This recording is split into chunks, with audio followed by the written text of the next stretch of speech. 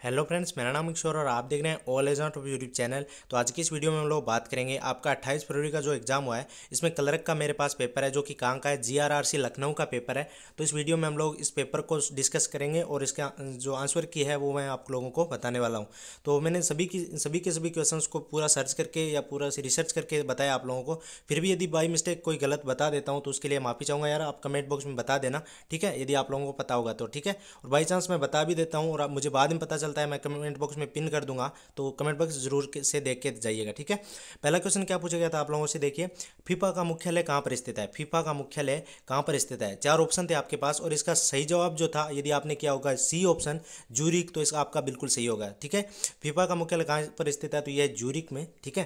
Question number दो number question क्या पूछा गया था आप लोगों से, स्टेनलेस स्टील बनाने के लिए स्टील में कौन सा तत्व मिलाया जाता है, ठीक है। स्टेनलेस स्टील बनाने के लिए स्टील में कौन सा तत्व मिलाया जाता है, तो ये मिलाया जाता है क्रोमियम। यदि डी आपने किया होगा तो बिल्कुल सही गया होगा आप लोगों का, ठीक है। क्वेश्चन नंबर 3 क्या पूछा गया था आप लोगों से, देखिए, निम्न में से वह कौन सा राज्य है जिसने 1 रुपये में 1 किलो चावल देने वाली स्कीम प्रचलित की, ठीक है। एक रुपये में या फिर 1 रुपये में 1 किलो चावल देने वाली स्कीम प्रचलित की, कौन सा राज्य है, तो जल्दी से आपको बता देना है यदि आप लोगों को पहले पता होगा तो, ठीक है। और आपने उड़ीसा यदि किया है, बी ऑप्शन किया होगा, तो बिल्कुल सही गया होगा आप लोगों का, ठीक है। और जिन्होंने पेपर नहीं दिया है वो आराम से इसको दे लीजिए, अपने पेपर को अपना स्टैंडर्ड चेक कर सकते हैं। तो 4 नंबर क्वेश्चन क्या पूछा गया था आप लोगों से, शून्यकाल क्या है। शून्यकाल क्या है, तो ये आप सभी को पता होगा, संसद में प्रश्नकाल के बाद का समय, ठीक है। संसद में प्रश्नकाल के बाद के समय को शून्यकाल कहा जाता है। यदि आपने डी किया होगा तो बिल्कुल सही गया होगा आपका, ठीक है। क्वेश्चन नंबर 5 क्या पूछा गया आप लोगों से, विनेश फोगट निम्नलिखित में से किस खेल से जुड़ी हुई है, ठीक है। विनेश फोगट है, किस खेल से जुड़ी हुई है। ऑप्शन आपके 4 ऑप्शन थे आपके पास, इसका सही जवाब जो था वो था कुश्ती, ठीक है, बी इसका सही जवाब था। क्वेश्चन नंबर 6 की तरफ बढ़ते हैं। क्या पूछा गया था आप लोगों से, ग्रंथि, देखिए डैश देखे, ग्रंथि मानव शरीर की सबसे बड़ी ग्रंथि है, तो इनमें से मानव शरीर की सबसे बड़ी ग्रंथि कौन सी है, तो इसका सही जवाब जो था वो था यकृत, ठीक है, बी इसका सही जवाब था। और ये क्वेश्चन मैंने कवर भी करवाया था, इनमें काफ़ी क्वेश्चन जो है वो मैंने पहले से कवर करवा दिए थे आप लोगों को, ठीक है। यदि आपने वीडियोज़ देखे हैं तो आपका गलत नहीं हुआ होगा, ठीक है। तो यहाँ पे डैश देखे, निम्नलिखित में से कौन सा नोबेल गैसों का तत्व नहीं है, तो नोबेल गैसों का तत्व नहीं है वो है हाइड्रोजन, ठीक है, ठीक है। 8 नंबर क्वेश्चन की तरफ बढ़ते हैं। क्या पूछा गया आप लोगों से, निम्न में से कौन सी धातु भविष्य की धातु के रूप में जानी जाती है। तो यदि आपको एल्यूमिनियम ऑप्शन में दिया हुआ होगा तो एल्यूमिनियम करना था, बिकॉज धातु भविष्य की धातु एल्यूमिनियम को भी कहा जाता है, लेकिन इसमें दिया हुआ था टाइटेनियम, ठीक है। टाइटेनियम को भी भविष्य की धातु कहा जाता है, ठीक है, ये भी आपको याद रख लेना, दोबारा भी आपको पूछा जा सकता है।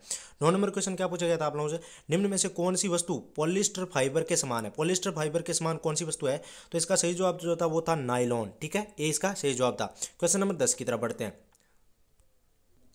10 नंबर क्वेश्चन आप लोगों से क्या पूछा गया था, देख लीजिए, यहाँ पे मैं आपको इसको जूम करके दिखा दूँ, बिल्कुल सही से नहीं दिख रहा है तो मैं बोल के बता देता हूँ।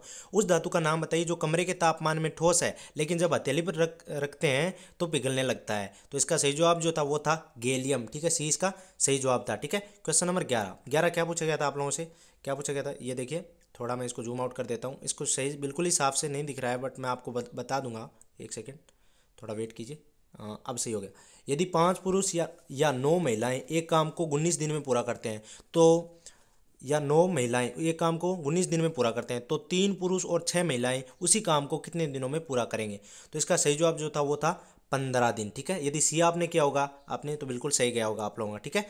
और क्वेश्चन नंबर 12 क्या पूछा गया था, 0.000841, ठीक है, का वर्गमूल ज्ञात करो, तो इसका जो सही जवाब जो था वो था डी ऑप्शन था 0.029, ठीक है, डी आपका सही जवाब था। यदि डी क्या होगा तो आपका बिल्कुल सही गया होगा। 13 नंबर क्वेश्चन जो है वो देख लीजिए आप, क्या पूछा गया था, x+1 x² माइनस x+1, और देखिए जो भी है वो पढ़ देख लीजिए यार, इतना मैथमेटिक्स मुझे आता नहीं है, तो इसका सही जवाब जो था वो था डी ऑप्शन, ठीक है, x3+1 इसका सही जवाब जो था, ठीक है। 14 नंबर क्वेश्चन क्या पूछा गया था आप लोगों से, देखिए, तो 14 नंबर क्वेश्चन पूछा गया था, यदि 4 अंक x 27y को 9 से विभाजित किया जाए तो x+y का मान ज्ञात करो, तो इसका सही जवाब जो था 14 नंबर क्वेश्चन का, इसका जवाब 9 था, बी ऑप्शन इसका सही जवाब था, ठीक है। यदि बी किया होगा तो आपका बिल्कुल सही गया होगा। क्वेश्चन नंबर 15 देखिए क्या पूछा गया था आप लोगों से, थोड़ा जूम आउट करके मैं दिखा देता हूँ यार, बिल्कुल ही सही से नहीं दिख रहा है बट 30 छात्रों की औसत आयु 9 वर्ष है, यदि उनकी उम्र में अध्यापक की उम्र मिला दी जाए तो औसत 10 वर्ष की हो जाती है, ठीक है, औसत आयु 10 वर्ष की हो जाती है, तो अध्यापक की आयु वर्षों में क्या होगी, तो इसका सही जवाब जो था वो था 40 वर्ष, ठीक है, तो मैं सिर्फ आंसर बता रहा हूँ आपको। 16 नंबर क्वेश्चन क्या पूछा गया था आप लोगों को, दो संख्याओं का HCF 11 और LCM 7700 है, यदि उनमें एक संख्या 275 है तो दूसरी संख्या कितनी कौन सी थी, तो दूसरी संख्या थी 308। ठीक है, 17 नंबर क्वेश्चन की तरफ बढ़ते हैं। क्या पूछा गया था आप लोगों में, प्रश्न चिन्ह के स्थान पर क्या मूल आएगा, तो यहाँ पे देख लीजिए इसका जो भी आपका जो प्रश्न है वो देख लीजिए। तो इसका जो सही जवाब जो था वो था, देखिए मैं बता देता हूँ, 20 का सही जवाब जो था। ठीक है, 20 इसका सही जवाब था। 18 नंबर क्वेश्चन की तरफ बढ़ते हैं। क्या पूछा गया था आप लोग, दो संख्याओं का योग 300 और अंतर 150 है, तो संख्या ज्ञात करनी है। ठीक है, वो संख्याएं कौन कौन सी थी, तो वो संख्याएं थी 225 और 75, 20 का सही जवाब था।